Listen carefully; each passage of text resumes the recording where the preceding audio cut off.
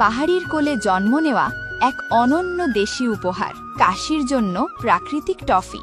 চলুন আপনাদেরকে নিয়ে যাই সেই পাহাড়ে, প্রকৃতির কোলে। প্রথমেই জঙ্গল থেকে আনা টাটকা সুগন্ধি আদা ভালোবাসা দিয়ে ধুয়ে নিই পরিষ্কার জলে, যাতে মাটি, ধুলো কিংবা অশুদ্ধির ছোঁয়া কিছুই না থাকে।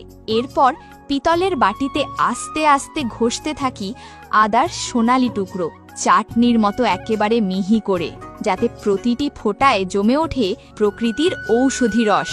সেই পেস্টকে জড়িয়ে দিই এক পাতলা পরিষ্কার কাপড়ে, আলতো চাপ দিয়ে বের করি বিশুদ্ধ আদার রস। ঢেকে রেখে দিই রাতভর।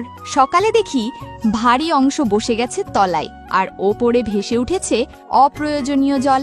জল ফেলে দিয়ে তুলে নিই নিচে জমে থাকা খাঁটি আদার আসল রস। এবার তাকে শুকোতে দিই রোদের উষ্ণতায়। 4-5 ঘন্টা পর যখন তা নরম গুঁড়োয় রূপ নেয়, তখন অল্প জল মিশিয়ে বানায় একেবারে মসৃণ মিশ্রণ। এখন গরম কড়াইতে ধীরে ধীরে মিশে যায় শুদ্ধ মিশ্রি, মল্টোজ আর আমাদের আদার সেই সোনালি রস। অল্প আঁচে ভালোবাসা দিয়ে নাড়তে থাকি যতক্ষণ না তার রূপ নেয় আঠালো টফির মতো মিষ্টি এক ঘন রসে। অবশেষে সেট হওয়া সেই রসকে কেটে বানায় ছোট ছোট টফির মতো লাড্ডু, দেখতে রূপসী